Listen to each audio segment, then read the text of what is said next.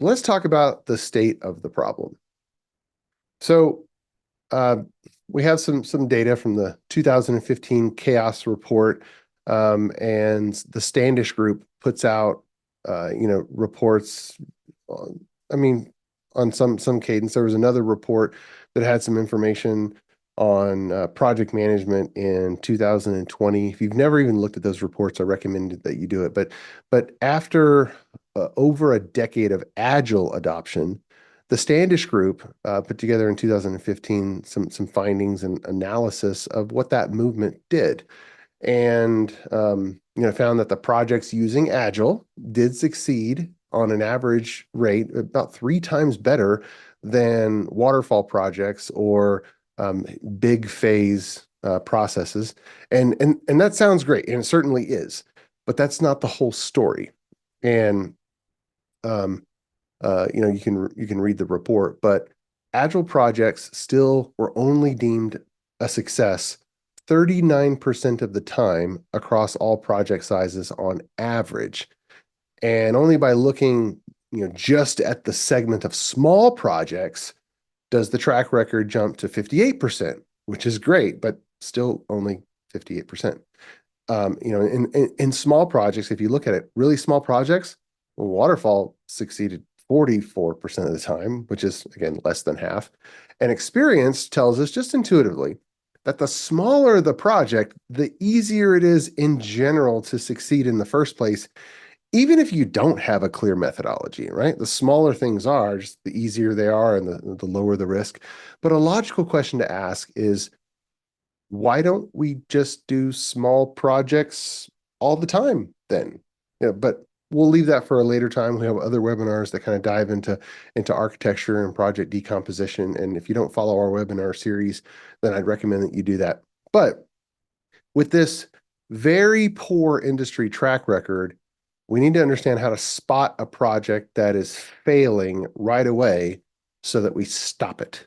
And while Agile certainly is better for projects, Agile still only succeeds around 25% of the time for the medium and large size projects. And success in this report was defined as on time, on budget, on target. But if you look at the large project sizes, Agile still only succeeds 18% of the time. I think a better definition for success is that the executives that funded them are so glad that they did. And a definition of failure is that the executives who made the decision to invest all of that money, they wished they hadn't done it. And if that's the case, that's a failure. Okay. It didn't meet the expected return on investment. And so we need to understand this, because if it weren't for this very poor track record that's out there in our industry, we really wouldn't have this problem with developers and executives speaking a different language. And you could kind of dive into what's the chicken or the egg, or what's the cause and what's the effect. Is the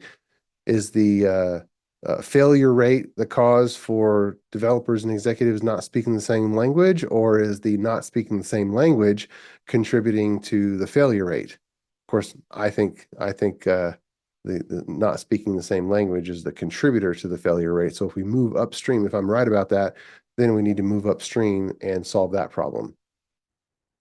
So let's boil it down. Small projects, okay, easier all around. But we're still looking at over half of software projects failing just in general. And for the large software projects, the ones that end up over 500,000 lines of code, that's KLOC, 500,000 LOC lines of code.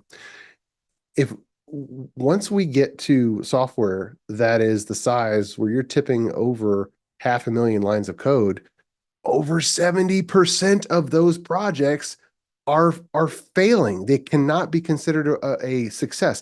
Even if they finish, they cannot be labeled a success. Okay. And for so many businesses, custom software makes or breaks the business. Okay. I mean, you can see some recent ones. Southwest Airlines is a completely different player in the market now than before the big uh, software catastrophe that kind of grounded thousands of flights over Christmas of 2022. I mean, in the whole marketplace, that just they are seen as a different airline because they had a massive software breakdown. So, okay.